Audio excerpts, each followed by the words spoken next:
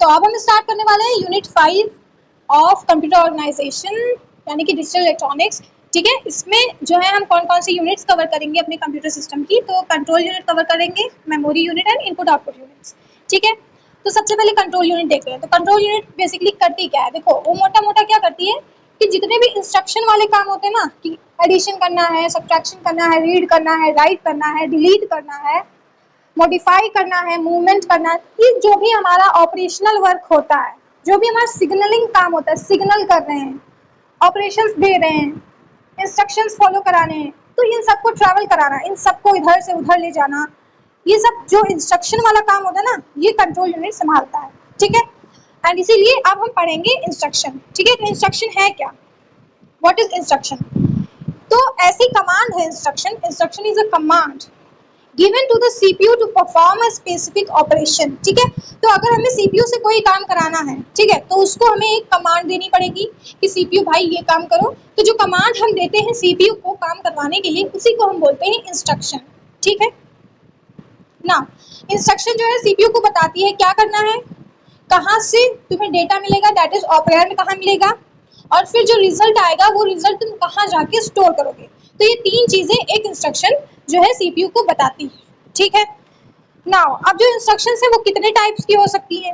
तो सबसे पहली इंस्ट्रक्शन का जो टाइप है वो डेटा ट्रांसफर है, कि मतलब डेटा को इधर से उठाकर उधर रखना है या फिर उधर से उठाकर इधर रखना है। तो ये जो डेटा को रखने और उठाने वाला काम होता है, ये हम डेटा ट्रांसफर इंस्ट्रक्शंस में देखते हैं। इसमें हम तीन चीजें कर सकते हैं, दैट इज मूव, मतलब रजिस्टर ए का डेटा उठाकर रजिस्टर बी में रख दो, ये काम। लोड, यानी कि किसी रजिस्टर से उठा के डेटा जो है थोड़ी देर के लिए जो है हमारे बफर रजिस्टर में ला के रख दो, तो वो लोडिंग का काम हो गया। ठीक है, या फिर लोडिंग ये भी कह सकते हैं कि जो डेटा है वो उठा के, मतलब जो भी डेटा आया है, सोर्स ने जो डेटा भेजा है उसको अब उठाकर कहीं पर सेव कराना है, तो वो स्टोर में हम देखते हैं। ठीक है, तो ये डेटा ट्रांसफर की कमांड्स हो गई। ओके, नाउ अब ये ऑटोमेटिक इंस्ट्रक्शंस क्या होती हैं कि जो हमें ऑपरेशंस करनी है, प्लस करना है, माइनस करना है, डिवीजन करना है, मल्टीप्लिकेशन करना है। तो ये जो अरिथमेटिक वाला काम होता है, इसकी भी इंस्ट्रक्शंस होती हैं, दैट इज ऐड, सब, मल्टीप्लाई का मल एंड डिवीजन का डिव। ओके, तो इस तरह से हो गया। नेक्स्ट है हमारा लॉजिकल। तो लॉजिकल क्या होता है, जिसमें हम आंसर्स जो है, रिजल्ट्स जो है वो ट्रू और फॉल्स के फॉर्म में ला रहे होते हैं।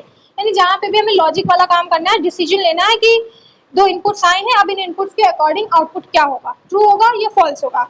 तो वो चीजें हमारे लॉजिकल इंस्ट्रक्शंस कवर कराती हैं, और इसमें होती है हमारी बहुत सारी इंस्ट्रक्शंस, एंड और एक्सॉर नॉट, ये सब है। ठीक है, इसके अंदर नाउ कंट्रोल ट्रांसफर, कंट्रोल वाली जो सिग्नल्स होते हैं, कंट्रोल सिग्नल्स कहने का मतलब कि प्रोग्राम का फ्लो हमें चेंज करना है। जैसे कि जैसे ही यूजर डिफाइंड फंक्शन को हम इंट मेन के अंदर कॉल करते हैं, तो तब हमें जंप करना होता है ना उसकी डेफिनेशन पे। तो जब उसकी डेफिनेशन पे जंप करना है, तो ये वाला जो सिग्नल होगा, ये कौन ट्रांसफर करेगा, कंट्रोल ट्रांसफर इंस्ट्रक्शंस जो होती हैं। ठीक है, ये लूप्स और सब रूटीन्स में काम आती है। देखो, लूप्स को रन कराने में जो हमारी इंस्ट्रक्शंस काम आती हैं, वो हमारी कंट्रोल ट्रांसफर इंस्ट्रक्शंस होती हैं। ठीक है, नेक्स्ट है इनपुट आउटपुट इंस्ट्रक्शंस। तो इन और आउट नाम की दो इंस्ट्रक्शंस होती हैं। इन और आउट समझ गए ना आप, कि कुछ चीज इन करानी है, कुछ इनपुट कराना है तो उसका इंस्ट्रक्शन, कुछ आउटपुट देना है तो उसका इंस्ट्रक्शन, ये इधर हम देखते हैं। नेक्स्ट है हमारा स्पेशल या फिर MISC, मिस। ठीक है, तो ये कुछ कुछ होती हैं। इसमें स्टैक को हैंडल कराने में जो होता है कंट्रोल ऑप्स, यानी कि जो कंट्रोल ऑपरेशंस होती हैं उनको, फॉर एग्जांपल जैसे कि NOP लिखा है, तो इसका मतलब होता है कि कुछ मत करो, डू नथिंग। यानी कि अगर कोई कंडीशन है कि ये कंडीशन ट्रू हो गई है, तो हमें कहना है कि डू नथिंग, कुछ मत करो, रुक जाओ, पॉज। ठीक है, तो वो हम ये लिख देंगे, है ना। तो ऐसे इंस्ट्रक्शन दे देंगे कि ये कंडीशन ट्रू है, NOP यानी कि कुछ मत करो। ओके, तो ये हमारी इंस्ट्रक्शंस हो गई। तो ये हमारी 6 इंस्ट्रक्शंस की टाइप्स थे। ठीक है, अब इंस्ट्रक्शंस के फॉर्मेट देखेंगे कि कैसे इंस्ट्रक्शंस जो है इधर से, मतलब किस तरह से इंस्ट्रक्शन को लिखकर हम भेजते हैं CPU तक। ठीक है, अब एवरी इंस्ट्रक्शन, हर इंस्ट्रक्शन के पास ऑपकोड होता है। ऑपकोड मतलब करना क्या है, ऑपरेशन क्या है, वो ऑपरेंड होता है, मतलब किस पर करना है, किस डेटा पे हमें कौन सा ऑपरेशन करना है। ये दो चीजें एक इंस्ट्रक्शन में दी गई होती हैं। ठीक है, तो अब जीरो एड्रेस इंस्ट्रक्शन है, जिसको स्टैक मशीन कहते हैं। इसमें क्या होता है कि सिर्फ हमारा ऑपकोड दिया गया होता है। ऑपकोड मतलब क्या करना है। ठीक है, और फिर हमारा जो नो एक्सप्लिसिट ऑपरेंड्स, मतलब हमें बाहर से कोई ऑपरेंड दे रहे हैं ऐसा दिखता नहीं है। ये होता है स्टैक पे वर्क। अब देखो स्टैक का जो मतलब ऑपरेंड है वो हमेशा हमें टॉप से मिलता है, तो टॉप देने की जरूरत ही नहीं है ना। तो इसके एग्जांपल्स हो गए पुश ए, मतलब पुश करना है तो पुश ए, पुश बी, ऐड। तो ये सारी जो ऑपरेशन है वो जीरो एड्रेस इंस्ट्रक्शन है, इसके अंदर हम कोई ऑपरेंड का एड्रेस नहीं देते, यानी इफेक्टिव एड्रेस यहाँ पे नहीं देते हैं, ठीक है। क्योंकि ये स्टैक पे वर्किंग है तो पहले से ही डिफाइंड है कि हमें करना क्या है। अगर पुश लिखा है तो ऑफकोर्स पुश क्या करना है, टॉप पे जाके करना है, जो हमारी ऑपरेंड की लोकेशन है वो टॉप है, ठीक है। सेकंड हमारा one address instruction. One address instruction क्या होता है कि इसमें ऑपकोड के साथ सिर्फ एक ऑपरेंड दिया है, ठीक है। जैसे कि इसका एग्जांपल है ऐड एक्स, ठीक है। तो एक्यूमुलेटर में यहाँ पे होता है, एक्यूमुलेटर क्या होता है कि जब हमें कुछ एक्यूमुलेटर हमने वहां पे देखा था जब हम मल्टीप्लिकेशन कर रहे थे अपना बूथ एल्गोरिथम का यूज करके, ठीक है। तो एक्यूमुलेटर में क्या होता है कि अगर मुझे एडिशन करना है तो कहने का मतलब एक्यूमुलेटर के अंदर ही कुछ ऐड करना है, ठीक है। यानी एक्स पे जो डेटा रखा है वो जाके एक्यूमुलेटर में ऐड कर दो, ठीक है। तो इसका मतलब ये होता है वन एड्रेस इंस्ट्रक्शन, ठीक है। ये एक्यूमुलेटर रजिस्टर यूज करता है, ओके।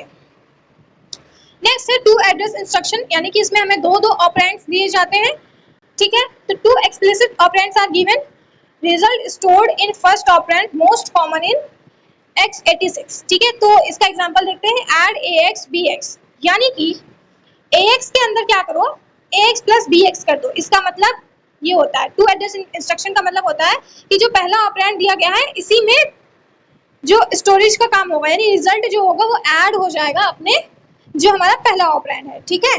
तो इसमें ऐसे हुआ है कि bx ऐड हो गया है ax में, ax हमारा पहला ऑपरेंड था, ठीक है।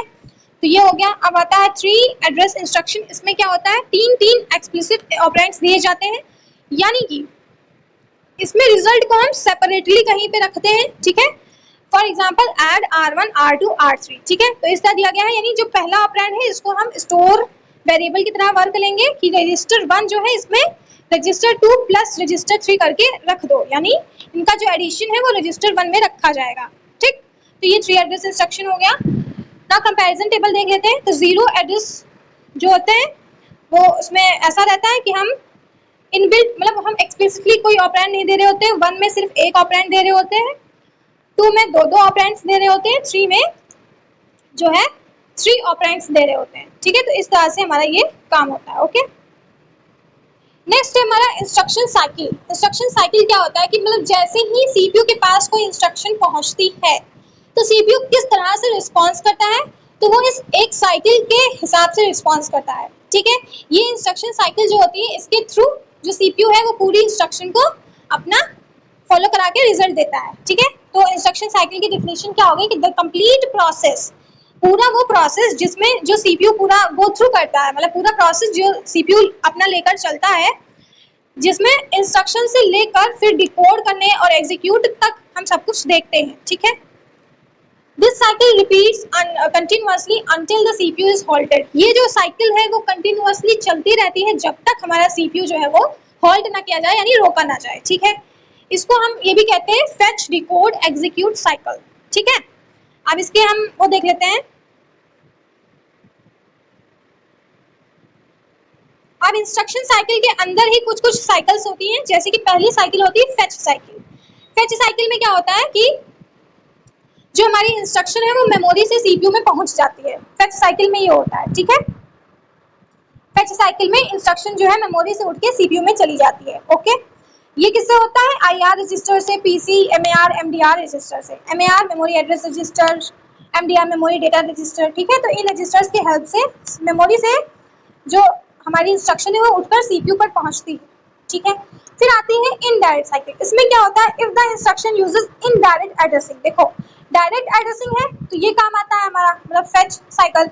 अगर इनडायरेक्ट एड्रेसिंग है, हमने एड्रेसिंग मोड्स पढ़े थे, है ना।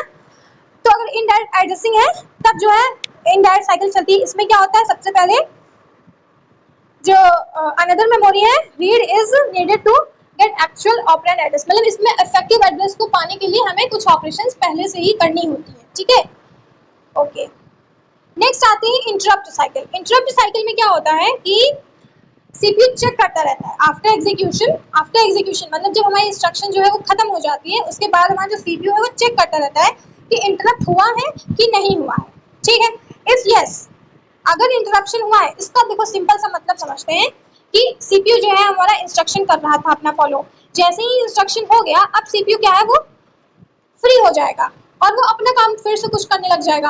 अब मान लो कि फिर से एक नई इंस्ट्रक्शन आई, ठीक है, इसको ऐसे समझो कि एक सीपीयू है, ठीक है, ये अपना कोई काम कर रहा था, ठीक है, अब कोई इंस्ट्रक्शन आई, ठीक है, इंस्ट्रक्शन आके सबसे पहले यहाँ पे इंटरप्ट करती है कि इंस्ट्रक्शन आ गई, ठीक है, तो सीपीयू क्या करता है उस वक्त, जो काम वो कर रहा था, ये जो वो काम कर रहा था इसकी डिटेल जो है वो टेम्पोरेरी कहीं स्टोर करके फिर जाता है इस इंस्ट्रक्शन को ठिकाने लगाने, ठीक है, मतलब जो पहले से ही सीपीयू काम कर रहा था वो जितना देर तक हो चुका है उस स्टेट को कहीं जाकर स्टोर कर देता है, फिर इंस्ट्रक्शन को एग्जीक्यूट कराने जाता है, फिर इंस्ट्रक्शन एग्जीक्यूट हो गई, फिर एग्जीक्यूट होने के बाद फिर से सीपीयू जब वापस आता है तो जहाँ पे उसने जो पहला काम वो छोड़ के गया था उसकी इंफॉर्मेशन वहां से ले करके और फिर से जहाँ पे रुका था वहीं से फिर से जो पहली वाली साइकिल थी, जो पहला वाला काम था वो करने लग जाता है, तो इसको बोलते हैं इंटरप्ट साइकिल, ठीक है।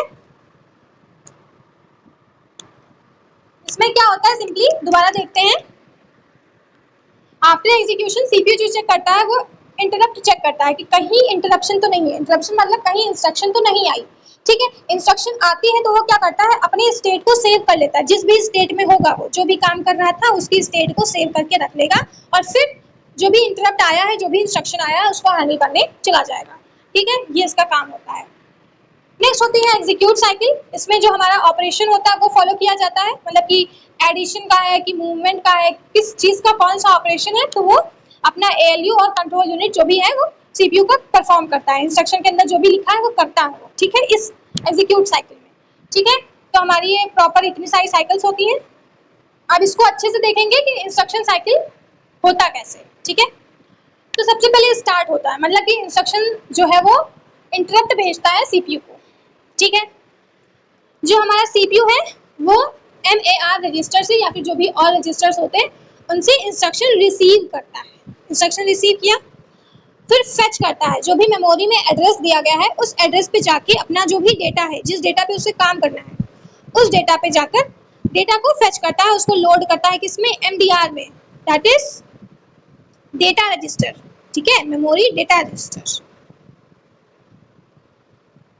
ना। उसके बाद क्या करता है कि अपने जो भी ये इसको था ना इसको +1 कर देता है, ठीक है, कि जाओ अब तुम दूसरा इंस्ट्रक्शन लेके आओ, मैं अब ये इंस्ट्रक्शन पा चुका हूँ, इस पे काम करने लग जाऊंगा। तो इंक्रीमेंट कहने का मतलब है कि उसको वो अपडेट कर देता है कि जाओ, ओके। अब ये जो है डिकोड साइकिल स्टार्ट करता है, यानी कि जो भी ऑपकोड मिला है, जो भी ऑपरेशन मिला है इसको एनालाइज करना शुरू कर देता है, ठीक है। अगर इनडायरेक्ट एड्रेसिंग हुई होगी तो वो अपना कहाँ चला जाएगा, एड्रेस कैलकुलेट करने चला जाएगा, तब जाके उसको एड्रेस मिलेगा, ठीक है। तो अब एड्रेस लेके आएगा मेमोरी से वो, ठीक है, अगर ऐसा है तो, अगर ऐसा नहीं है तो फिर से इधर ही आ जाएगा वो, उसने अब तक डिकोड कर लिया होगा जो भी ऑपरेशन उसको मिला है, अब उस डिकोडेड ऑपरेशन को वो अपने एग्जीक्यूशन में लगा देगा। एग्जीक्यूशन का काम कौन करता है सीपीयू के अंदर, एएलयू और कंट्रोल यूनिट, ठीक है, ये एग्जीक्यूशन करेंगे। अब फिर जो है रिजल्ट को स्टोर कर देंगे, रिजल्ट जो है स्टोर हो गया। नेक्स्ट, अब एग्जीक्यूशन कंप्लीट हो चुका है, अब एग्जीक्यूशन कंप्लीट हो गया है, फिर जो है सीपीयू अगेन चेक करेगा कि कोई इंटरप्ट है कि नहीं, मतलब कोई और इंस्ट्रक्शन है कि नहीं। अगर कोई और इंस्ट्रक्शन है तो वो क्या करेगा, अपनी इसी साइकिल को रिपीट करने लग जाएगा, मतलब कि फिर से जो इंस्ट्रक्शन आई है उसको फॉलो अप करने लग जाएगा, ठीक है। इंस्ट्रक्शन नहीं आया तो सिंपली वो क्या करेगा, अपने काम को वापस से करने लग जाएगा जो उसने पहले से छोड़ रखा था, ठीक है। तो इसको इधर अच्छे से समझते हैं कि अगर हॉल्ट इंस्ट्रक्शन इनकाउंटर्ड, मतलब एक इंस्ट्रक्शन को करते वक्त कोई हॉल्ट आ जाए, यानी कोई रुकावट आ जाए या फिर उसको सीपीयू को रोका जाए, ठीक है, तो सीपीयू जो है साइकिल रोक देता है, ठीक है। If in direct bit set मतलब जब 1 हो जाती है तब कहने का मतलब है कि एक्स्ट्रा मेमोरी चाहिए उसको, ठीक है। Interrupt check happens after every execute phase, जो इंटरप्शन चेकिंग की साइकिल होती है कि इंटरप्शन आया है कि नहीं आया है, ये बार बार सीपीयू जो है वो सर्च करता रहता है कि कोई इंटरप्शन तो नहीं आया, ठीक है। ये सब कुछ इसमें होता रहता है। नेक्स्ट है हमारा माइक्रो ऑपरेशंस, मतलब कि जो ऑपरेशंस हैं यानी ऑपकोड है वो क्या क्या ऑपरेशंस होते हैं, ठीक है। A micro operation is the smallest elementary operation that a CPU can perform in 1 clock cycle, मतलब 1 क्लॉक साइकिल में एक एलिमेंट्री ऑपरेशन जो परफॉर्म करता है सीपीयू उसको बोलते हैं माइक्रो ऑपरेशन, ठीक है। अगर इसको देखा जाए तो ये एक माइक्रो ऑपरेशन है। इसमें क्या होगा कि R3 और R2 से डेटा लेकर R1 में रख दिया जाएगा, ठीक है। ये पूरा एक यूनिट में काम होगा और इसको एक क्लॉक साइकिल में होना पड़ेगा, ठीक है। तब इसको हम बोल देंगे कि ये एक माइक्रो ऑपरेशन था, ठीक है। फेच साइकिल कैसी होगी माइक्रो ऑपरेशन की? हमारा मेमोरी एड्रेस रजिस्टर मिलेगा, ठीक है। नेक्स्ट हमारा मेमोरी एड्रेस रजिस्टर पे जाके यानी एड्रेस पे जाके हमें MDR मेमोरी डेटा मिलेगा। डेटा जैसे मिला वो इंस्ट्रक्शन रजिस्टर में चला जाएगा, मतलब उसका फिर बाद में प्रोसेसिंग शुरू हो जाएगी इंस्ट्रक्शन की, ठीक है। तो ऐसा होता है उसमें, ठीक है।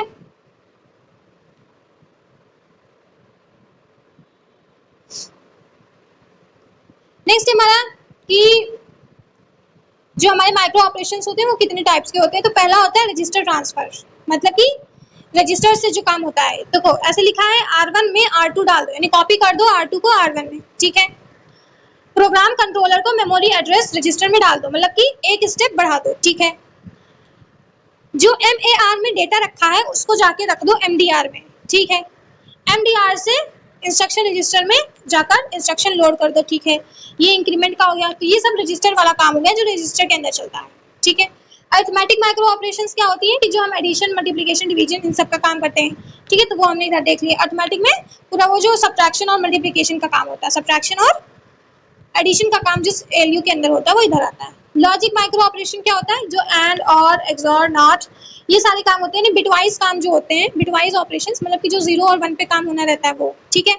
शिफ्ट माइक्रो ऑपरेशंस, ये जो बिट्स को शिफ्ट करने वाला काम होता है। हमने अपनी उसमें बूथ एल्गोरिथम में देखा था कि मल्टीप्लिकेशन करते वक्त हर स्टेप के बाद हम क्या कर रहे थे? अरिथमेटिक राइट शिफ्ट, ठीक है। तो जो ये शिफ्टिंग वाला काम होता है, लेफ्ट करना है, राइट शिफ्ट करना है, ये सारा हमारा शिफ्ट माइक्रो ऑपरेशंस में आ जाता है, ठीक है। नेक्स्ट है हमारा मेमोरी। देखो ये जो हमारी यूनिट है इसको पढ़ना नहीं है, बस ऐसे ही पढ़ ले रहे हैं कि अगर कुछ आ गया उल्टा सीधा तो हम उसमें कुछ ना कुछ तो लिख ही आएंगे, ठीक है। ये अच्छे से मुझे भी नहीं आती है। तो अब मेमोरी यूनिट पे आ गए, तो सबसे पहले इसमें पढ़ना पड़ता है हायरार्की, ठीक है।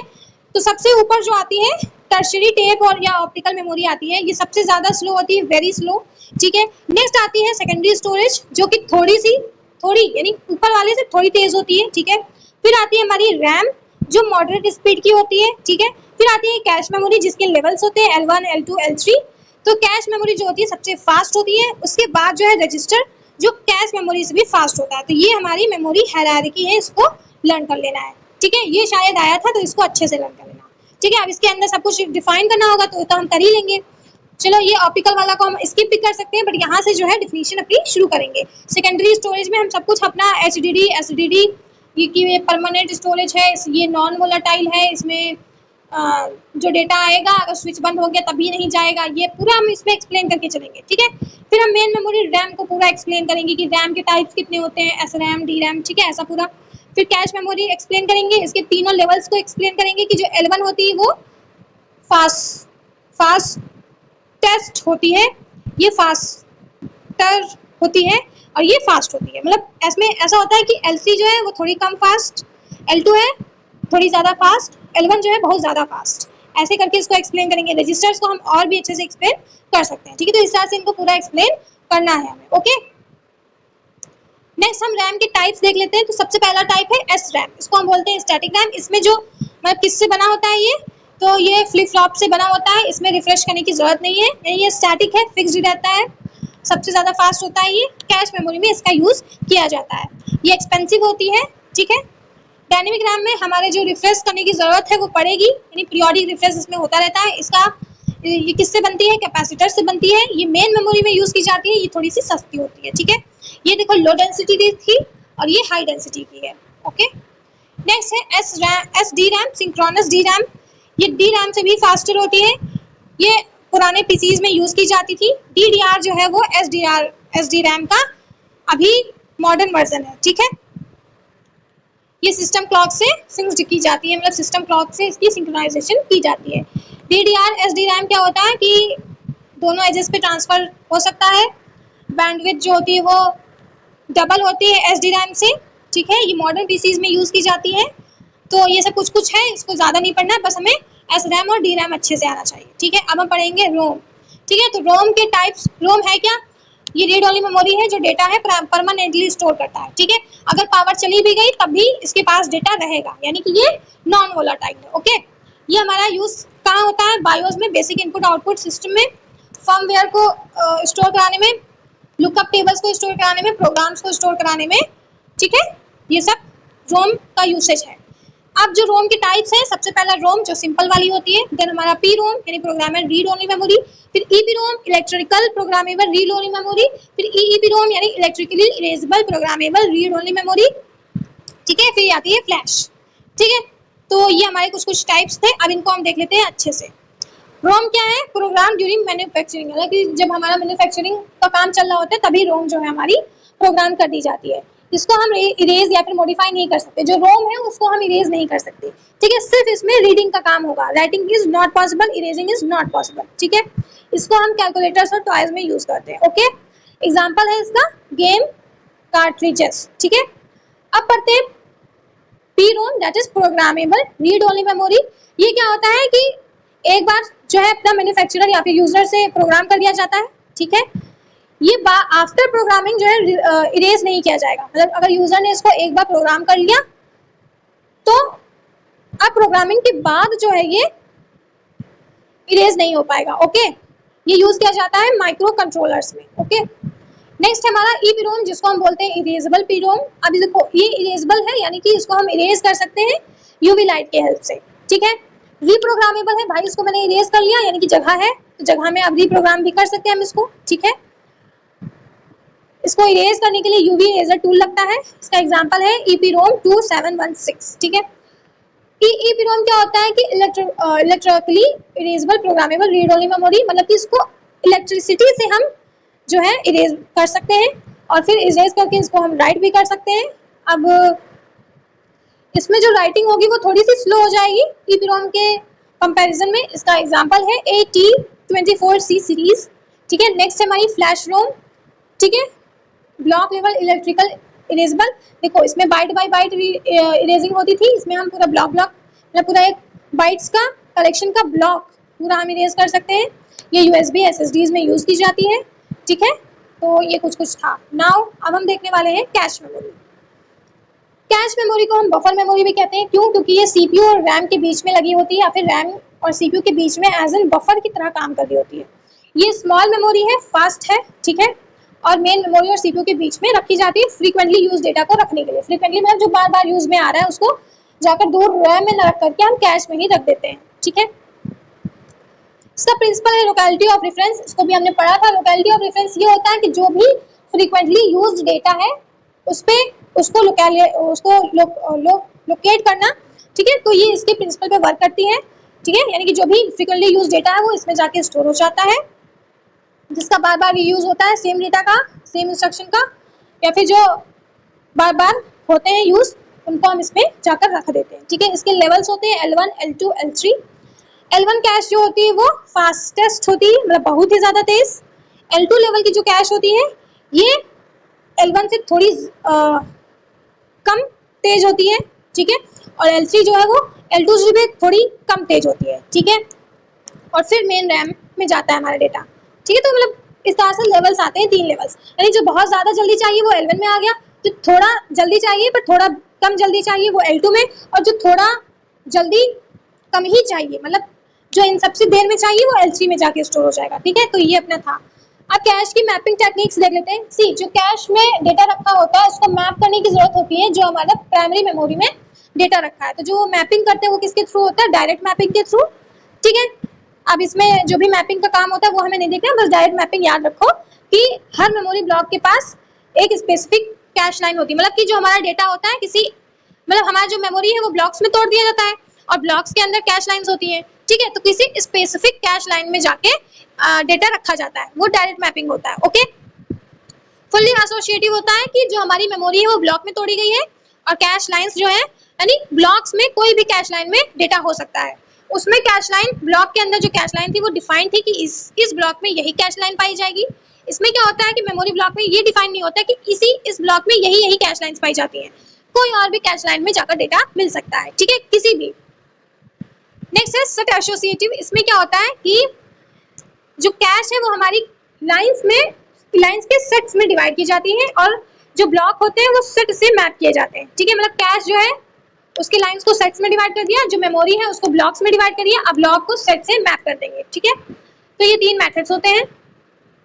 नेक्स्ट है हमारा इनपुट आउटपुट यूनिट, जिसमें हम इनपुट आउटपुट इंटरफेस पढ़ेंगे, ठीक है, और पेरिफेरल डिवाइसेस को पढ़ेंगे। इनपुट आउटपुट इंटरफेस क्या होता है कि जो हमारी सीपीयू की स्पीड है वो तेज होती है और जो हमारे इनपुट आउटपुट की स्पीड होती है डिवाइसेस की वो थोड़ी सी स्लो होती है, या फिर सीपीयू की स्पीड किसी केसेस में थोड़ी सी स्लो हो गई और इनपुट आउटपुट की डिवाइसेस की स्पीड जो थोड़ी सी तेज हो गई, ठीक है। तो ये जो स्पीड का काम है, ठीक है, ये जो स्पीड मैच कराने वाला काम होता है वो इंटरफेस के थ्रू होता है, ठीक है। It is the hardware that connects IO devices and CPU memory बस, यानी जो सीपीयू है और मेमोरी बस है इससे कनेक्ट कराता है ये जो हमारा इंटरफेस है, किसको, इनपुट आउटपुट डिवाइसेस को, ठीक है। ये क्या क्या हैंडल करता है, स्पीड मिसमैच, भाई स्पीड जो है वो किसी की भी कभी भी डिफर हो सकती है, ठीक है। लैंग्वेज कन्वर्जन, मान लो कि जो हमारा सीपीयू और मेमोरी यूनिट में डेटा है वो बिट्स के फॉर्म में, पर जो इनपुट आउटपुट डिवाइसेस का डेटा है वो एनालॉग सिग्नल्स के फॉर्म में आता है, तो एनालॉग को डिजिटल में चेंज करना, डिजिटल को एनालॉग में चेंज करना, इन सबको भी हैंडल करना पड़ेगा ना, तो वो चीज भी हमारी इंटरफेस में होगी, ठीक है। एरर डिटेक्शन, अब भाई एनालॉग को डिजिटल में चेंज करने लग गया या फिर डिजिटल को ही उठाकर डिजिटल में ला रहे हैं, तो उसमें भी जो हमारा चैनल होता है उसमें एरर्स ऐड हो जाते हैं, साउंड ऐड हो जाती है, तो एरर डिटेक्शन का भी काम इसी में हो गया। इंटरप्ट सिग्नलिंग, इंटरप्ट देखो हमारा सीपीयू जो है वो हमेशा इंटरप्ट का इंतजार करता रहता है, लाइक वो चेक करता रहता है इंटरप्ट है तो नहीं, इंटरप्ट है तो नहीं, तो जो इंटरप्ट का सिग्नलिंग है वो भी इस इंटरफेस के थ्रू होता है, ठीक है। बफरिंग मतलब कि टेम्पोरेरी स्टोरेज, यानी कि अगर मान लो कि जो हमारा सीपीयू है बहुत तेज है, उसने डेटा दे दिया, अब इनपुट आउटपुट डिवाइसेस में मान लो कि आउटपुट डिवाइस का है कि जो भी सीपीयू ने डेटा दिया है उसको मॉनिटर स्क्रीन पे दिखाना है, पर आउटपुट डिवाइस तो स्लो होता है, तो थोड़ी देर के लिए हमारा वो आउटपुट जो है कहीं ना कहीं स्टोर रखना पड़ेगा ना, तो वो भी हमारा इसी इंटरफेस के हेल्प से हो जाता है, ठीक है। तो ये हमारा काम था, यानी कि जो सीपीयू होता है प्लस जो मेमोरी होती है, मेमोरी बस मतलब कि मेमोरी बस, यानी कि अब उसमें सारी बसेस आ गई हमारी, data bus, address bus, control bus, ठीक है, सीपीयू और सिस्टम बस, फिर होता है हमारा इनपुट आउटपुट इंटरफेस, ठीक है, और फिर हमारे डिवाइसेस होते हैं, ठीक है।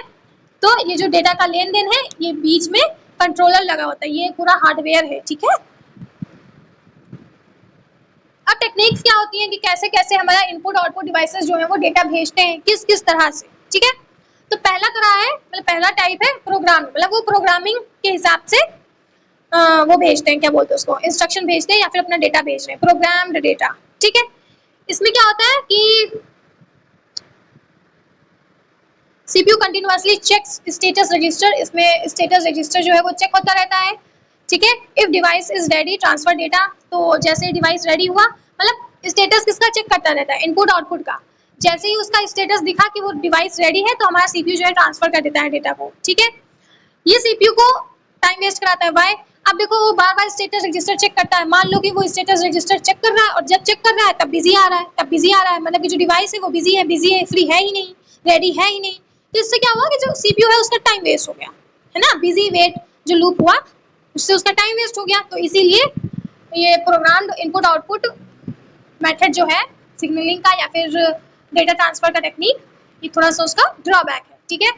नेक्स्ट है इंटरप्ट ड्रिवन इनपुट आउटपुट, इसमें क्या होता है सीपीयू वेट वगैरह नहीं करता है, ठीक है, सीपीयू अपना काम हमेशा करता रहता है, कंटिन्यूस, है ना, अपना कंटिन्यूएशन में अपना जो काम कर रहा है, ऑपरेशन कर रहा है, करता रहता है, बस वो क्या चेक करता रहता है, मतलब फिर वो अपना काम करता रहता है, जब किसी डिवाइस को कोई मतलब चेक हो, रेडी हो गया, कोई डिवाइस जो है वो रेडी हो गया, तो वो सीपीयू को जो है इंटरप्ट भेजता है कि मैं रेडी हूँ, तब जो है सीपीयू अपना काम रोक देता है, जो भी कर रहा था वो रोक देता है, उसकी इन्फॉर्मेशन कहीं सेव कर देता है और फिर डेटा ट्रांसफर का काम शुरू कर देता है। जैसे उसका डेटा ट्रांसफर का काम खत्म हुआ फिर से सीपीयू उसी में वापस पहुंच के अपना फिर से काम करने लग जाता है, ठीक है।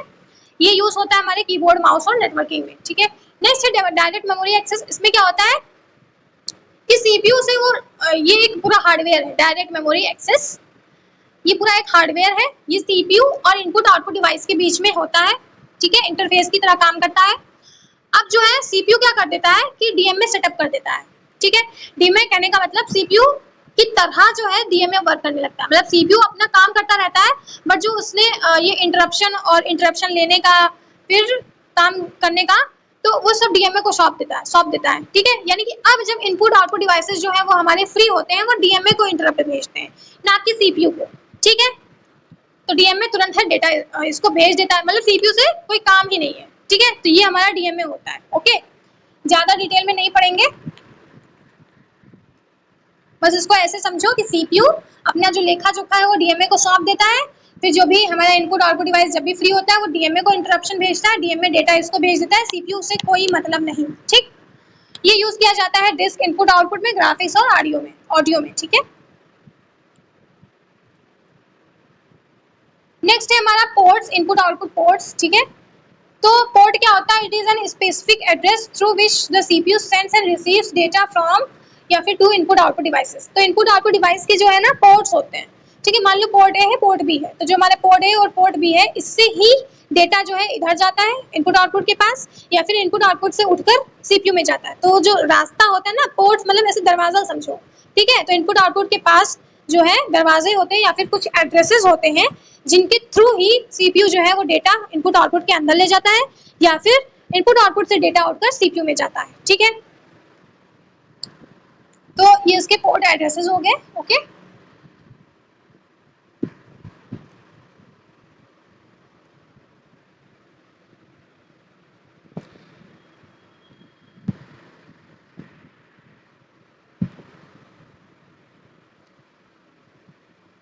तो इंटरप्ट्स अब देखेंगे क्या होता है, ठीक है। Interrupts is a signal sent to the CPU to pause its current task and handle an urgent event, ठीक है। सीपीयू जो है अपना काम हमेशा करता रहता है, पता है, ठीक है। लेकिन अगर कोई अर्जेंट काम आया या फिर इनपुट आउटपुट डिवाइसेस को कुछ ना कुछ अर्जेंट काम है, या फिर कोई सिग्नलिंग करनी है, या फिर इनपुट आउटपुट डिवाइस को कुछ डेटा लेना है या देना है, ठीक, तो इनपुट आउटपुट डिवाइसेस जो है सिग्नल भेजते हैं सीपीयू को कि मैं रेडी हूँ, डेटा दो, या फिर जो भी अपना ऑपरेशन है वो करो जो मैं भेज रहा हूँ, ठीक है। तो वो जो सिग्नल देता है उसको बोलते हैं इंटरप्ट, ठीक है। इसको बिल्कुल फोन कॉल की तरह समझो कि आप काम कर रहे हैं, बट जब फोन कॉल आती है तो अपना सारा काम रोक के फिर आप आंसर करते हैं कॉल को, फिर जैसे ही आंसर कर लेते हैं फिर अपना जो काम आप रोक दिए होते हैं उसको करने लग जाते हैं, ठीक है। तो ऐसा ही बिल्कुल इंटरप्ट भी होता है, ठीक।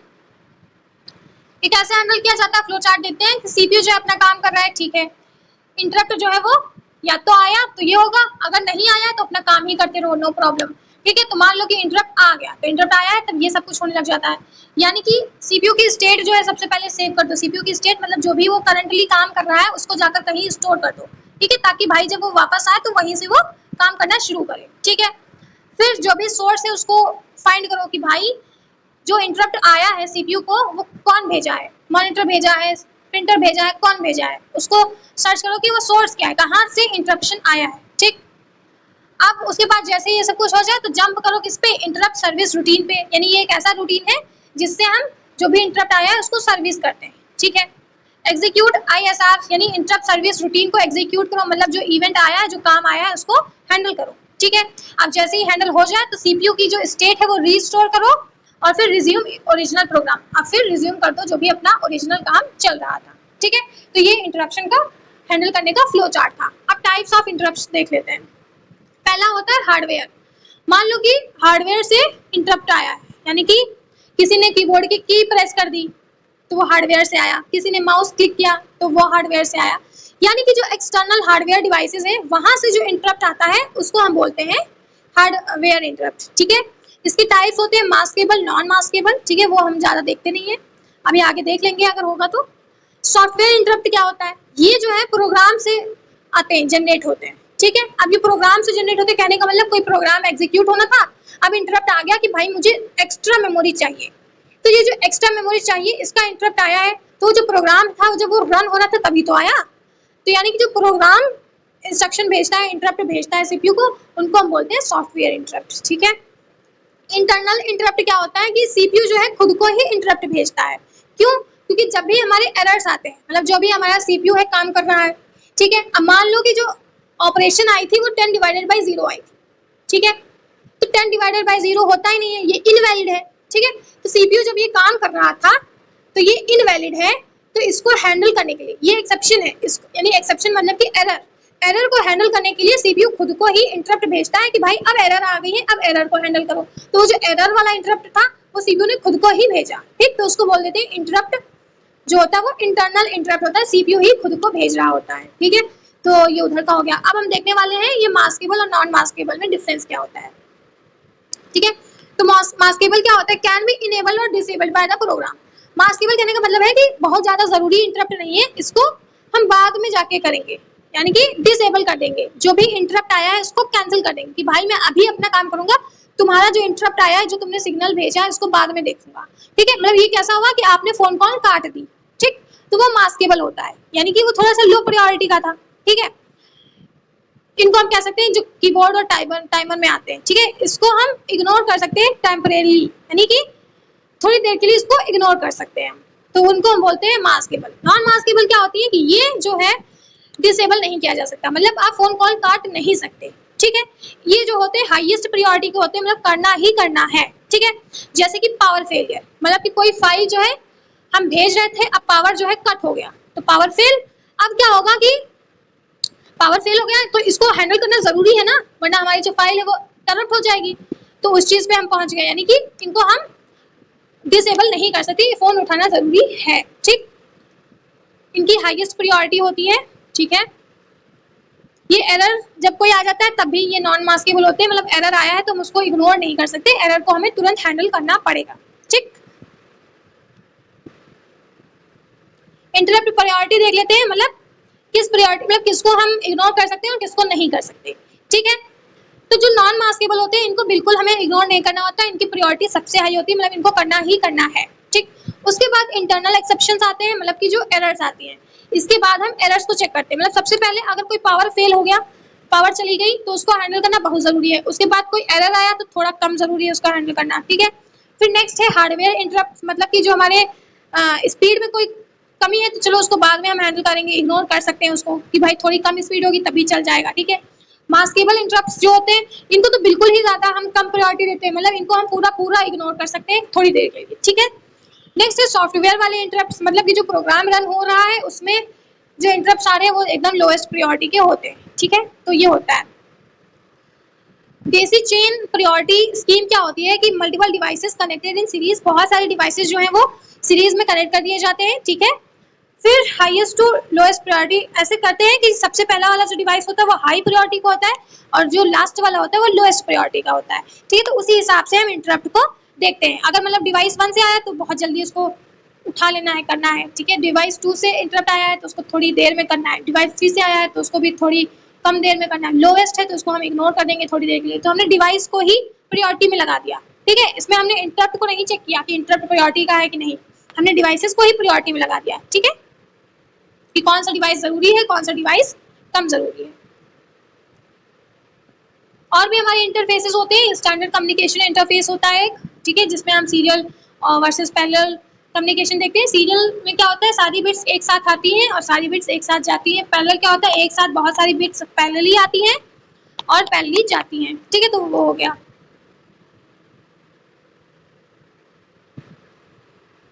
अब जो इंस्ट्रक्शन है वो कैसे एग्जीक्यूट होती है, इंस्ट्रक्शन होती कैसे है एग्जीक्यूट। सबसे पहले फेच होता है। फेच कहने का मतलब कि जो हमारा सीपीयू है वो इंस्ट्रक्शन को फेच करता है। तो जब फेच का काम होता है तब क्या क्या होता है वो देखते हैं।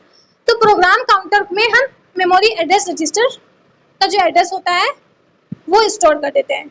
ठीक है, नेक्स्ट हम क्या करते हैं, जो एड्रेस है उसका डेटा फेच कर लेते हैं। ठीक है, फिर प्रोग्राम कंट्रोलर को 1 कर देते हैं, मतलब फिर उसको अपडेट कर देते हैं कि जाओ नेक्स्ट वाली रिक्वेस्ट लेके आओ।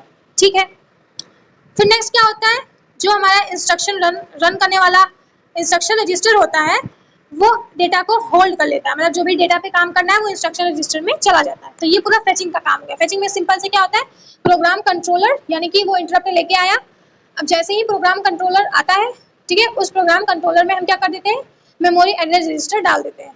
ठीक है, अब क्या होता है, मेमोरी एड्रेस रजिस्टर पे जो एड्रेस होता है उस एड्रेस से जाके डेटा उठा के एमडीआर में डाल देते हैं। डेटा डालते ही लोड करते हैं, पीसी का जो है +1 कर देते हैं। कहने का मतलब पीसी को हम फिर से दूसरा कोई इंटरप्ट है उसको हैंडल करने भेज देते हैं, यानी उसका दूसरा कोई एड्रेस लाने भेज देते हैं। ठीक है, नेक्स्ट जो भी हमें डेटा मिला है यहाँ से उसको हम इंस्ट्रक्शन रजिस्टर में डाल देते हैं, मतलब कि अब उसको एग्जीक्यूट करने का काम आ गया, टाइम आ गया। ठीक है, जैसे ही इंस्ट्रक्शन रजिस्टर में हमारा जो इंस्ट्रक्शन है वो पहुंच जाता है, उसको अब कंट्रोल यूनिट जो है रीड करता है। रीड करने पर उसको ऑप कोड पता चल जाता है। ऑप कोड मतलब करना क्या है। ठीक है, करना क्या है वो पता चल गया, किस पे करना है वो तो हमें एड्रेस रजिस्टर में मिल ही जाएगा, कौन सा एड्रेस है। ठीक है, तो डिकोड कर लेता है कि कौन सा ऑप कोड है। ऑप कोड डिटेक्ट करना ही कहते हैं डिकोडिंग। करना क्या है वो डिकोड कर लेता है, ठीक है। नेक्स्ट होता है फेच ऑपरेंड्स। जैसे ही ऑपकोड को डिकोड कर लेता है, मतलब जो हमारा ऑपकोड है वो पता चल गया, यानी ऑपरेशन पता चल गया, अब उस ऑपरेशन के लिए ऑपरेंड्स को ढूंढने चला जाएगा।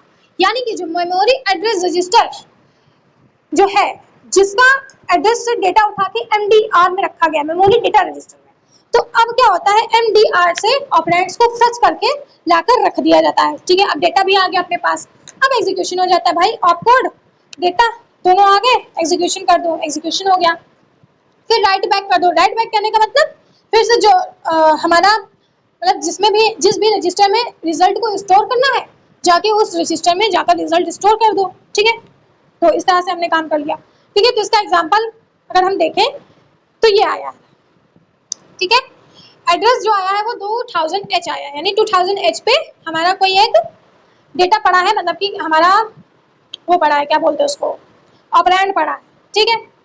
अब MDR जो है वो इंस्ट्रक्शन लोड करके ले आया। इंस्ट्रक्शन क्या है कि R1 R2 को ऐड करना है, ठीक है। और ये कौन सी इंस्ट्रक्शन है कि R1 R2 को ऐड करके पहले वाले ऑपरेंड यानी R1 में रखना है, इस इंस्ट्रक्शन का मतलब ये, ठीक। नेक्स्ट प्रोग्राम कंट्रोलर को हम +1 कर देंगे, मतलब जाओ कोई और इंस्ट्रक्शन लेके आओ, ठीक है। इंस्ट्रक्शन मिल गई। अब जो डेटा है, मतलब जो हमारा इफेक्टिव एड्रेस है, इफेक्टिव एड्रेस मतलब जो हमारी इंस्ट्रक्शन है उसको इंस्ट्रक्शन रजिस्टर में जाकर लोड करा दो। अब लोड हो गया। अब इंस्ट्रक्शन रजिस्टर में उसने डिकोड किया कि ऐड का काम करना है, ठीक है। अब जो सोर्स वाले रजिस्टर्स हैं R1 R2 इनको देखा जाएगा, ठीक है, ढूंढा जाएगा। फिर डेस्टिनेशन निकाला जाता है, नहीं रिजल्ट जाएगा कहाँ, तो रिजल्ट हमारा R1 में जाएगा, ये भी डिकोड कर लिया हम लोगों ने, मतलब सोर्स डिकोड कर लिए, ऑपकोड डिकोड कर लिया, डेस्टिनेशन डिकोड कर लिया, वो डिकोड में आ गया, ठीक है। अब फेच ऑपरेंड, फेचिंग करेंगे। फेचिंग कैसे होगा, R1 और R2 जो रजिस्टर्स हैं जो इनके पास इफेक्टिव एड्रेसेस हैं वहां से डेटा फेच किया जाएगा, वहां से डेटा फेच हुआ, ठीक है। अब ये सारे जो हैं वो LU के इनपुट बफर्स में चले जाएंगे। इनपुट बफर्स यानी कि जो थोड़ी देर के लिए इनपुट को स्टोर करते हैं, ठीक है। तो इनपुट में हमें R1 R2 देना था, वो LU में जाकर अब रख दिया जाएगा, मतलब सेंड किया जाएगा, ठीक है। अब जैसे ही LU में सब कुछ चला गया, हमारे सोर्स चले गए, मतलब सोर्स चला गया और ऑपरेशन चला गया, ठीक है। अब जो LU है वो अपना काम कर देगा, जो डेटा मिला है उसमें एडिशन परफॉर्म कर देगा, एडिशन परफॉर्म हो गया। स्टेटस फ्लैग जो है वो अपडेट किए जाएंगे। स्टेटस फ्लैग कहने का मतलब है कि अब रेडी हूँ कि नहीं रेडी हूँ, कैलकुलेशन हो गया कि नहीं हो गया, तो उन सबको अपडेट किया जाएगा, ठीक है। नेक्स्ट अब क्या होगा कि जो भी रिजल्ट आया है उसको मूव करा दिया जाएगा R1 में, ठीक है। तो ये हमारा साइकिल था पूरा, ठीक है। तो ये अपना पूरा काम था, ओके। तो कंट्रोल यूनिट में हमने क्या क्या पढ़ा, इंस्ट्रक्शन के टाइप्स पढ़े, फॉर्मेट्स पढ़े, 0 addressing, 1 addressing, 2 addressing, 3 addressing, instruction cycle देखी कि कैसे फेचिंग होती है, कैसे जो हमारा प्रोग्राम कंट्रोलर है वो इंस्ट्रक्शन उठाकर MAR में रख देता है, फिर MAR से इंस्ट्रक्शन उठा के MDR में रख दी जाती है, फिर MDR से इंस्ट्रक्शन उठा के इंस्ट्रक्शन रजिस्टर में रख दिया जाता है। ये पूरा फेच का काम था। फिर डिकोड में क्या होता है, डिकोडिंग में जो है सोर्स डिकोड किया जाता है, ऑपकोड डिकोड किया जाता है, डेस्टिनेशन डिकोड किया जाता है, वो डिकोड करके ALU को भेजा जाता है। एग्जीक्यूशन में क्या होता है, ALU पिक्चर में आ जाता है, ALU जो है अपना पूरा काम करता है और फिर नेक्स्ट हमारी एक और साइकिल होती है राइट करने वाली, यानी रिजल्ट स्टोर कराने वाली, तो वो रिजल्ट जाके फिर स्टोर हो जाता है जो भी डेस्टिनेशन है वहाँ पे, ठीक है। सब साइकिल क्या होती है, फेच और ये सब है सब साइकिल्स, ठीक है। माइक्रो ऑपरेशंस क्या थे, रजिस्टर ट्रांसफर और अरिथमेटिक लॉजिक शिफ्ट, ये सब माइक्रो ऑपरेशंस हैं। सबसे स्मॉलेस्ट यूनिट ऑफ ऑपरेशन जो एक क्लॉक साइकिल में होती है उसको हम बोलते हैं माइक्रो ऑपरेशंस, ठीक है। फिर हमारे रजिस्टर्स जो यूज किए गए हैं, कंट्रोलर है, प्रोग्राम कंट्रोलर क्या करता है, इंस्ट्रक्शन को लोड कराता है MAR में, ठीक। MAR क्या है, इंस्ट्रक्शन को अपने अंदर रखता है। फिर MAR से इंस्ट्रक्शन जो है वो MDR में जाती है, फिर MDR से इंस्ट्रक्शन उठ के IR में जाती है, IR से एक्यूमुलेटर, एक्यूमुलेटर क्या होता है वो हम क्या होता है उसमें अगर हमें कुछ ये 1 एड्रेसिंग कुछ था तब करते थे एक्यूमुलेटर का यूज, ठीक है। फिर LU भी एक होता है रजिस्टर, उसको हम यूज करते हैं, यानी जो LU के अंदर रजिस्टर्स होते हैं वो बफर की तरह जो यूज किए जाते हैं वो हो गए। मेमोरी में हमने हायरार्की पढ़ी, सबसे ज्यादा स्लो टेप, फिर उससे कम स्लो सेकेंडरी मेमोरी, फिर उससे कम स्लो प्राइमरी, फिर उससे कम स्लो कैश, फिर कैश से भी सबसे ज्यादा तेज रजिस्टर, फिर उससे कम तेज कैश, फिर कैश से भी कम तेज रैम, फिर रैम से भी कम तेज वो HDD, फिर HDD से भी कम तेज टेप, ठीक है। SRAM जो है वो फ्लिप फ्लॉप से बनी है, फास्ट होती है, कैश मेमोरी में यूज की जाती है। DRAM कैपेसिटर से बनी हुई है, इसको रिफ्रेशिंग की जरूरत पड़ती है क्योंकि ये डायनेमिक रैम है और इसका यूज जो है मेन मेमोरी में किया जाता है। रोम जो है वो नॉन वोलेटाइल है। अब इसके ये फ्लो चार्ट है, प्रोग्रामेबल रीड ओनली, इसको हम इरेज भी नहीं कर सकते, सिर्फ रीड किया जा सकता है। ईपीरोम इसको हम इरेज कर सकते हैं, किससे? यूवी रेज से। ईपीरोम इसको हम इलेक्ट्रिसिटी से इरेज कर सकते हैं। फ्लैश इसको जब हम इरेज करते हैं तो इसको हम पूरा पूरा ब्लॉक हटा देते हैं। ईपीरोम में सिर्फ बाइट्स ही हटा पाते हैं, इसमें पूरा ब्लॉक हटा दिया। कैश के 3 लेवल होते हैं, पहला L1, फिर L2, फिर L3। कैश का प्रिंसिपल होता है लोकेलिटी ऑफ रेफरेंस, मतलब कि जो बार बार रिसेंटली यूज्ड डेटा है उसको स्टोर कराना काम होता है कैश का, ठीक है। मैपिंग जो है वो 3 तरह से होती है, direct mapping, fully associated mapping, set associative mapping. Direct mapping में क्या होता है कि जो कैश लाइंस हैं और जो मेमोरी के ब्लॉक्स हैं, ठीक है, तो वो फिक्स्ड होते हैं कि इस मेमोरी ब्लॉक में यही कैश लाइन में यही पार्टिकुलर डेटा मिलेगा। फुल्ली एसोसिएटिव में क्या होता है? फुल्ली एसोसिएटिव में ब्लॉक कोड्स डिफाइंड होते हैं, बट कैश लाइन जो होती है वो फिक्स्ड नहीं होती है, कोई भी कैश लाइन हो सकती है जिसके अंदर डेटा होगा। सेट एसोसिएटेड में क्या होता है कि ना ही हमारा मतलब कि जो हमारा कैश मेमोरी है उसको लेवल में तोड़ा जाता है और जो हमारा मेमोरी है उसको ब्लॉक्स में तोड़ा जाता है और हर एक ब्लॉक को एक स्पेसिफिक लेवल मिलता है, ठीक है। तो ये हमारा इतना आउटपुट यूनिट, इसमें हमने इंटरफेस पढ़ा जो हमारा हेल्प करता है बफर में, स्टेटस को देखने में, कंट्रोल रजिस्टर्स उनको देखने में, प्लस स्पीड मैच करने में जो है इंटरफेस का यूज होता है। ट्रांसफर मेथड देखे, pulling, polling, interrupt, DMA. Polling में क्या होता था कि जो सीपीयू था उसका टाइम वेस्ट होता था, सीपीयू जो है वो बार बार चेक करता रहता था कि इंटरप्ट आया कि नहीं आया, आया है तब मैं सर्विस करूं, ये होता था। इंटरप्ट में क्या होता था कि इनपुट आउटपुट डिवाइसेस ही इंटरप्ट भेजते थे, सीपीयू को कोई अपना टाइम वेस्ट करने की जरूरत नहीं थी। डीएमए में क्या होता है, सीपीयू से कोई मतलब ही नहीं है, डीएमए जो है सीपीयू का काम पूरा ले लेता है अपने पास। अब जो इनपुट आउटपुट के इंटरप्ट आते हैं वो डीएमए को आते हैं और डीएमए उसको सर्विस कर देता है, मतलब कि डाटा ट्रांसफर कर देता है, ठीक है। फिर हमने memory mapping, isolated input output. Isolated input output कहने का मतलब क्या होता है कि जो इनपुट आउटपुट की इंस्ट्रक्शंस है वो अलग है, मतलब जो इनपुट इंस्ट्रक्शंस है यानी डेटा स्टोर कराने वाली जो इंस्ट्रक्शंस है वो जहाँ पे स्टोर है उसकी जगह अलग, डेटा उठा के रखने वाली मतलब जो डेटा आउटपुट करने के इंस्ट्रक्शंस है उनकी जगह अलग, ठीक है। तो आइसोलेटेड फॉर्म होता है वो, उसको हम बोलते हैं। मेमोरी मैप्ड क्या होता है, इसमें शेयर्ड स्पेस होता है, मतलब कि जो इनपुट आउटपुट की इंस्ट्रक्शंस है वो सेम जगह पे रखी जा सकती हैं, ठीक है। इंटरप्ट जो होता है, इंटरप्ट की साइकिल देखी हमने कि जब इंटरप्ट नहीं आता है तब तक सीपीयू तो अपना काम करता रहता है, जैसे ही इंटरप्ट आया सीपीयू जो है अपना स्टेट सेव करके फिर उस इंटरप्ट को सर्विस करने लग जाता है। इंटरप्ट जो है वो जब सर्विस हो जाता है फिर अपना जो सीपीयू है वो रीस्टोर हो जाता है, मतलब अपनी जो सेव्ड स्टेट है उस पर वापस चला जाता है सीपीयू और अपना जो पहला काम छोड़ा था उसने वो करने लग जाता है, ठीक है। फिर हमने मास्केबल और नॉन मास्केबल इंटरप्ट्स देखे। मास्केबल इंटरप्ट्स वो होते हैं जिनको हम इग्नोर कर सकते हैं, मतलब कि जो लोएस्ट प्रायोरिटी के होते हैं, ठीक है। नॉन मास्केबल वो होते हैं जिनको हम बिल्कुल इग्नोर नहीं कर सकते, जैसे कि सिस्टम फेलियर, पावर फेलियर, इनको हम इग्नोर नहीं कर सकते, तो ये नॉन मास्केबल होते हैं। फिर हमने इंटरफेसेस देखे, ठीक है। तो ये हमारा इनपुट आउटपुट का वर्क हो गया, ओके। नाउ एक और कुछ चीजें हैं वो देख लेते हैं, फॉर्मूलाज। कैश हिट रेशियो क्या होता है कि देखो जो रिसेंटली यूज्ड डेटा है वो कैश में स्टोर होता है, मतलब जो सीपीयू है वो रैम मेमोरी में डायरेक्टली ना जा करके सबसे पहले कैश में देखेगा, ठीक है। तो जब उसने कैश में देखा, अगर सीपीयू को जो डेटा है, जो रिक्वायर्ड डेटा है वो कैश में मिल गया, तब उसको बोलते हैं हिट, ठीक है। यानी उसकी रिक्वेस्ट जो है वो मैच हो गई, रिक्वेस्ट जो है वो कैश से ही कंप्लीट हो गई, ठीक है। तो वो हिट होता है। उसका रेशियो कैसे निकलता है कि जितने हिट और मिस है उनको ऐड कर दो, फिर उसमें ऊपर लिख दो हिट्स, यानी hit upon total, total request उनको डिवाइड कर दो, ठीक है। मतलब हिट रेशियो क्या होता है, सिंपल से समझो कि उस सीपीयू ने मान लो कि 12 रिक्वेस्ट भेजी कैश को 12 रिक्वेस्ट नहीं, मतलब कि 12 डेटा उठाने के रिक्वेस्ट भेजे, तो मान लो कि 6 बार जो है डेटा मिल गया, तो 6 को हम बोलेंगे कि हिट हो गया और 6 हो गया मिस, तो वही हिट प्लस मिस लिखा है, यानी 6 + 6 12 हमने नीचे लिख दिया और जितना हिट हुआ है वो ऊपर लिख दिया। इसका जब रेशियो निकलेगा यानी 1 × 2 मतलब 1/2, तो ये जो रेशियो निकला है उसको हम बोलेंगे हिट रेशियो, ठीक है। एवरेज मेमोरी एक्सेस टाइम क्या होता है कि कितना हमें मेमोरी को एक्सेस करने में टाइम लगा है, वो हमारा एवरेज मेमोरी एक्सेस टाइम होता है। इसका फॉर्मूला ये है, ठीक है। ज्यादा कुछ पूछता नहीं तो हम देखेंगे नहीं। डायरेक्ट मैपिंग कैसे होती है, डायरेक्ट मैपिंग हमें पता है कैसे होती है। कैश लाइन को जो है ब्लॉक एड्रेस मॉड, मतलब कि मॉड किया जाता है, फिर उसका नंबर ऑफ कैश लाइन से, मतलब इसका फॉर्मूला है सिंपल सा, वो देखो, ठीक है। आता नहीं है बस। पीसी आफ्टर फेच, मतलब कि जो प्रोग्राम कंट्रोलर है, आफ्टर फेचिंग क्या होता है कि जो इसका प्रोग्राम कंट्रोलर है उसको इंक्रीमेंट किया जाता है, मतलब उसको नेक्स्ट जो इंस्ट्रक्शन है वो उसके अंदर लोड कर दी जाती है प्रोग्राम काउंटर में, ठीक है। इंटरप्ट लेटेंसी कि कितना टाइम मिला है इंटरप्ट सिग्नल को भेजने के लिए, वो सब उधर होता है, ठीक है। तो ये प्रॉपर छोटे छोटे पॉइंट्स थे। Now finally our unit 5 ends here. अच्छे से समझ में नहीं आया होगा, आई नो, बट स्टिल ऐसे ही हमें इसको पढ़ना था तो हमने इसे पढ़ लिया। Now it is done, okay. तो अवर डिजिटल इलेक्ट्रॉनिक्स का होल सिलेबस एंड्स हियर।